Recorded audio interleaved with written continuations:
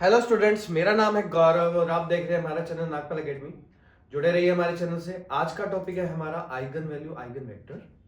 ये जो टॉपिक है आइगन वैल्यू आइगन वेक्टर, ये अलजेब्रा में भी है और ये लीनियर अलजेब्रा में भी है। तो बेसिक कंसेप्ट है और ये यूज जो होता है JEE main, JEE advance, graduation, masters, सब में यूज होता है ये topic. The most important topic है। तो चलिए स्टार्ट करते हैं। आइगन वैल्यू आइगन वेक्टर क्या होता है, आराम से समझते हैं। हमारे टॉपिक का नाम है eigen value and eigen vector. अब ये eigen value and eigen vector होता क्या है कि सबसे पहले हमें एक मैट्रिक्स ए दी हुई होती है। ए ऐसी दी हुई होती है A11, A12, A13, A21, A22, A23, A31, A32, A33 दी हुई होती है। उससे हम बनाते हैं कैरेक्टरिस्टिक मैट्रिक्स। ये कैरेक्टरिस्टिक मैट्रिक्स क्या होती है? कैरेक्टरिस्टिक मैट्रिक्स होती है A माइनस लेमडा आई वाली मैट्रिक्स को कैरेक्टरिस्टिक मैट्रिक्स बोलते हैं। अब A माइनस लेमडा आई का मतलब क्या हो गया? A11 minus lambda, A12, A13, A21, A22 minus lambda, A23, A31, A32, A33 minus lambda. इस मैट्रिक्स को हम क्या बोलते हैं? कैरेक्टरिस्टिक मैट्रिक्स बोलते हैं। उसके बाद हम निकालते हैं कैरेक्टरिस्टिक पॉलिनोमियल। कैरेक्टरिस्टिक पॉलिनोमियल का मतलब होता है A माइनस लेमडा आई का डिटर्मिनेंट। मतलब इस मैट्रिक्स का डिटर्मिनेंट निकालेंगे तो ये इस फॉर्म में बन जाती है A0 lambda cube, A1 lambda square, A2 lambda plus A3। इस पॉलिनोमियल को हम बोलते हैं कैरेक्टरिस्टिक पॉलिनोमियल। और एक होती है कैरेक्टरिस्टिक इक्वेशन। कैरेक्टरिस्टिक इक्वेशन का मतलब होता है A माइनस लेमडा आई के डिटर्मिनेंट को जीरो के इक्वल रख देना। मतलब हम A0 lambda cube plus A1 lambda square plus A2 lambda plus A3 को जीरो के इक्वल रख देंगे। लेमडा क्यूब में इक्वेशन बन जाएगी। इस इक्वेशन को हम कहते हैं कैरेक्टरिस्टिक इक्वेशन। और कैरेक्टरिस्टिक इक्वेशन के बाद आती है बारी कैरेक्टरिस्टिक रूट्स की, जिसको हम आइगन वैल्यूज भी बोलते हैं। अब आइगन वैल्यूज या कैरेक्टरिस्टिक रूट्स कैसे निकालते हैं? A माइनस लेमडा आई के डिटर्मिनेंट को जब हमने जीरो रखा, लेमडा क्यूब में इक्वेशन बनी, तो उस लेमडा क्यूब की इक्वेशन को सोल्व करके हम लेमडा की वैल्यूज निकाल लेते हैं। अब ये जो लेमडा की वैल्यूज हम निकालते हैं, इसके लिए या तो हम सिंथेटिक डिवीजन का यूज करते हैं या हम कार्डन्स मेथड का यूज करते हैं। मतलब हम यहाँ से लेमडा की वैल्यूज निकालते हैं। उसके लिए पहले क्या करते हैं, देखिए क्वाड्रेटिक इक्वेशन सोल्व करना तो हमें पता है कि a lambda square plus b lambda plus c is equal to zero हो, तो लेमडा की value minus b plus minus square root में b square minus 4ac by 2a कर देते हैं। लेकिन अगर लेमडा क्यूब में इक्वेशन हो तो पहले लेमडा की कोई ट्रायल वैल्यूज पुटअप करते हैं और ट्रायल वैल्यूज पुटअप करने के बाद हम सिंथेटिक डिवीजन का यूज करते हैं। उससे हम लेमडा के तीनों रूट्स निकाल देते हैं। लेमडा के तीनों रूट्स निकालने के बाद इन्हीं वैल्यूज को ही हम बोलते हैं आइगन वैल्यूज। लेकिन एक होता है हमारा आइगन वैल्यूज के बाद एक होता है स्पेक्ट्रम। ये स्पेक्ट्रम क्या होता है? सभी आइगन वैल्यूज को उठाकर अगर हम ब्रैकेट में लिख दें तो इस सेट को हम कहते हैं स्पेक्ट्रम। और स्पेक्ट्रम आने के बाद हम निकालते हैं आइगन वेक्टर। तो आइगन वेक्टर कैसे निकालते हैं? सबसे पहले लेमडा की वैल्यू लेमडा 1 पर ईच आइगन वैल्यू पर ईच आइगन वेक्टर होता है। प्रत्येक आइगन वैल्यू पर आइगन वेक्टर अलग अलग होता है। अलग अलग आइगन वैल्यू पर अलग अलग आइगन वेक्टर होगा। एक बात याद रखना सभी कि एक आइगन वैल्यू पर एक से ज्यादा आइगन वेक्टर हो सकते हैं, केवल तभी हो सकते हैं जब दो आइगन वैल्यू आपस में सेम आए। अगर मान लो सभी आइगन वैल्यूज आपस में डिफरेंट हैं तो सभी आइगन वेक्टर भी आपस में डिफरेंट होंगे। लेमडा की वैल्यू लेमडा 1 उठा के हमने इस इक्वेशन में यहाँ पर पुट कर देना। पुट करेंगे हम यहाँ पर तो बनेगा हमारा A11 minus lambda 1, A12, A13, A21, A22 minus lambda A23, A31, A32, A33 minus lambda 1 कर देंगे। और साथ में हम यहाँ पर रख देते हैं x, y और z और इसको रख देते हैं 0 0 0 के इक्वल।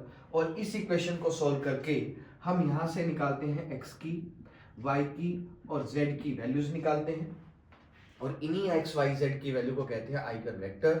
जैसे हमने लैम्डा की वैल्यू लैम्डा 1 पे निकाला है, वैसे ही हम लैम्डा की वैल्यू लैम्डा 2 पर निकालेंगे और वैसे ही लैम्डा की वैल्यू लैम्डा 3 पर निकालेंगे। तो अगर लैम्डा की तीनों वैल्यूज डिफरेंट हैं तो आइगन वैल्यूज डिफरेंट है तो आइगन वेक्टर भी डिफरेंट होंगे। अगर लैम्डा की दो वैल्यू सेम आ जाती है, मान लो लैम्डा की वैल्यू आ जाती है लैम्डा 1 लैम्डा 2 1 एंड लैम्डा 2, मान लो दो वैल्यू सेम है तीसरी डिफरेंट है, तो उस केस में जो आइगन वेक्टर होगा एक आइगन वैल्यू पर दो आइगन वेक्टर एग्जिस्ट करेंगे। यही बात हमें ध्यान रखनी है। चलिए एक एग्जांपल लेके चलते हैं कि हमें एक सिंपल एक मैट्रिक्स दे रखी है, उससे हम आइगन वैल्यू और आइगन वेक्टर कैसे निकालते हैं। तो आज इस वीडियो में ये टॉपिक जो मैं करा रहा हूँ वो सिर्फ आइगन वैल्यू और आइगन वेक्टर से रिलेटेड ही करा रहा हूँ। तो अगर ये मेरी वीडियो आपको पसंद आ रही हो, समझ में आ रही हो, तो प्लीज इसे लाइक कर दें, मेरे चैनल को सब्सक्राइब कर दें, और अगर आपका साथ रहेगा तो मैं इससे भी अच्छी वीडियोस और इससे भी ज्यादा कंटेंट मैं अपने चैनल पर डालूंगा। तो चलिए स्टार्ट करते हैं। मैट्रिक्स लेकर चलते हैं और इससे हम आइगन वैल्यू और आइगन वेक्टर निकालते हैं। मान लो फॉर एग्जांपल हमें एक मैट्रिक्स दे रखी है 2 3 5 0 5 7 0 0 9 दे रखी है। मान लो हमें एक मैट्रिक्स ऐसे दे रखी है और हमें इस मैट्रिक्स से आइगन वैल्यू और आइगन वेक्टर निकालने हैं। तो आइगन वैल्यू आइगन वेक्टर कैसे निकालते हैं, सबसे पहले हम कैरेक्टरिस्टिक मैट्रिक्स बनाएंगे। तो कैरेक्टरिस्टिक मैट्रिक्स क्या होती है, जैसे कि आपको पता है कैरेक्टरिस्टिक मैट्रिक्स का मतलब होता है a माइनस लैम्डा आई होता है। तो कैरेक्टरिस्टिक मैट्रिक्स बनाने के लिए हम सबसे पहले a माइनस लैम्डा आई करेंगे। तो 2 minus lambda 3 5 0 5 minus lambda 7 0 0 9 minus lambda कर देंगे। इस मैट्रिक्स को कहेंगे characteristic matrix.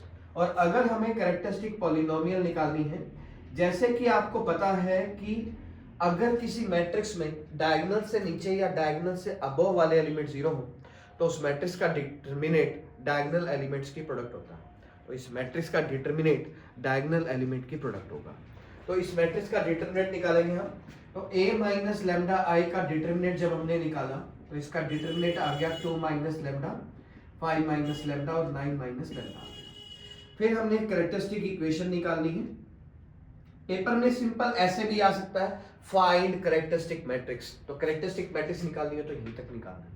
Find characteristic polynomial तो यहीं तक निकालना है। फाइंड कैरेक्टरिस्टिक इक्वेशन, तो हमें करना क्या है, हमें ये करना है कि a माइनस लैम्डा आई के डिटरमिनेंट को 0 के इक्वल रख देना है। इसके डिटरमिनेंट को 0 के इक्वल रखा तो 2 minus lambda 5 minus lambda 9 minus lambda को 0 के इक्वल रख दिया।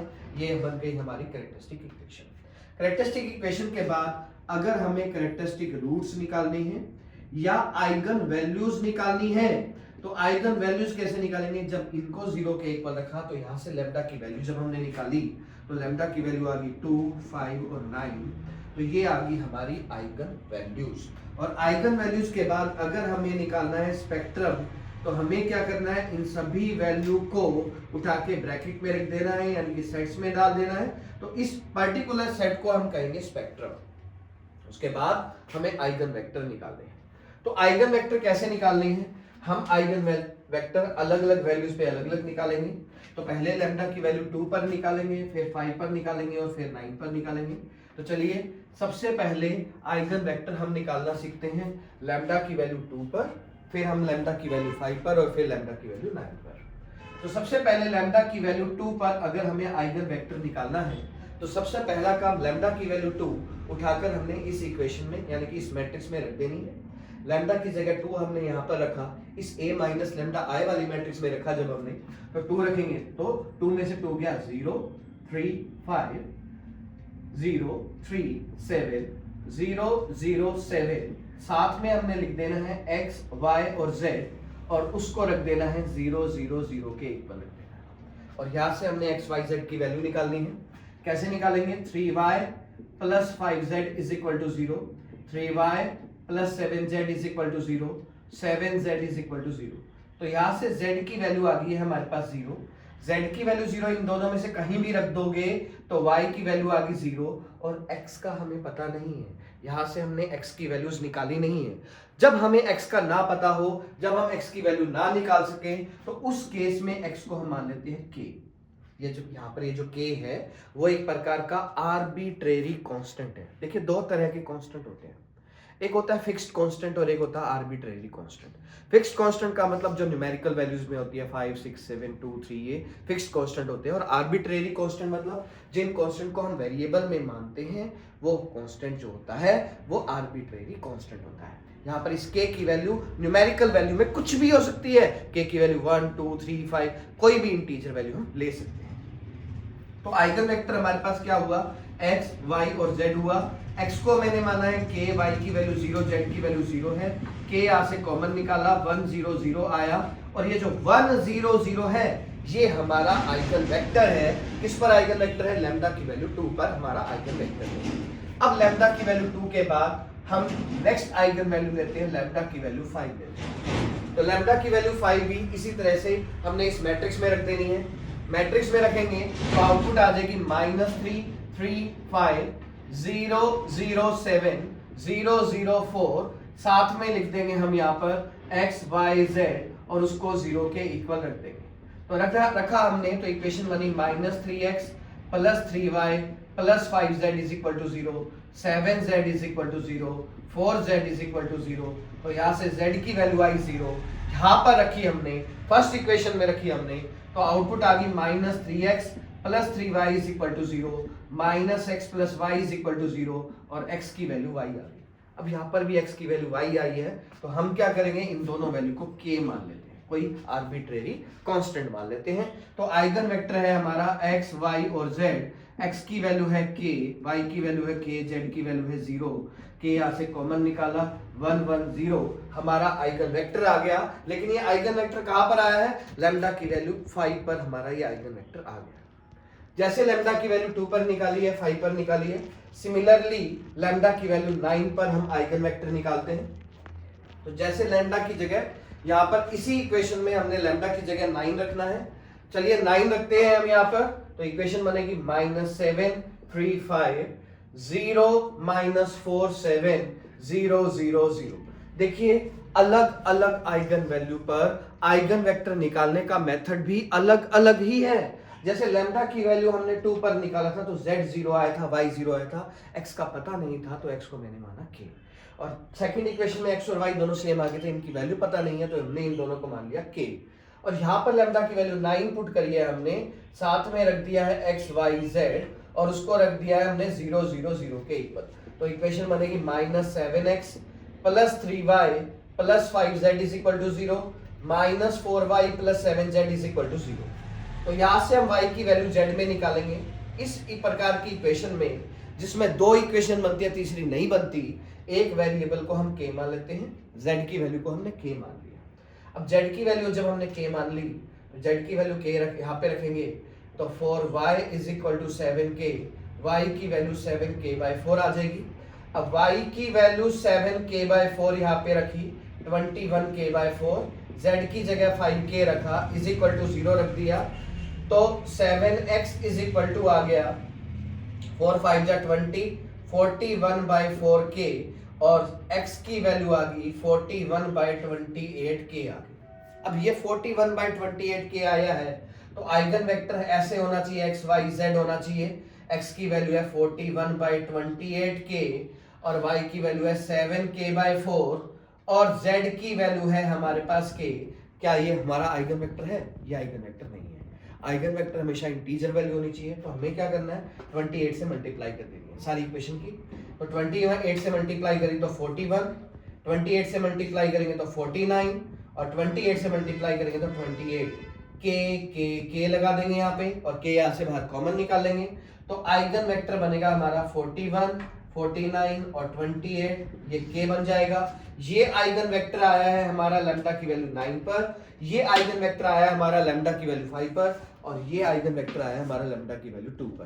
तो ये टॉपिक था हमारा आइगन वैल्यू और आइगन वेक्टर का। इससे नेक्स्ट टॉपिक आएगा हमारा जो है, नेक्स्ट थ्योरम लेके आऊंगा जिसका नाम है कैले हैमिल्टन थ्योरम। उसको वेरीफाई कैसे करते हैं और उसका इन्वर्स कैसे निकालते हैं। तो जुड़े रहिए हमारे चैनल से, और अगर मेरा ये लेक्चर आप सबको पसंद आया, समझ में आया, तो प्लीज़ मेरे चैनल को सब्सक्राइब कर दें, इस वीडियो को लाइक करें और ज़्यादा से ज़्यादा शेयर करें, ताकि जिन बच्चों को आइगन वैल्यू और आइगन वेक्टर में दिक्कत आ रही है वो ये कंसेप्ट अच्छे से समझ सकें। Thank you.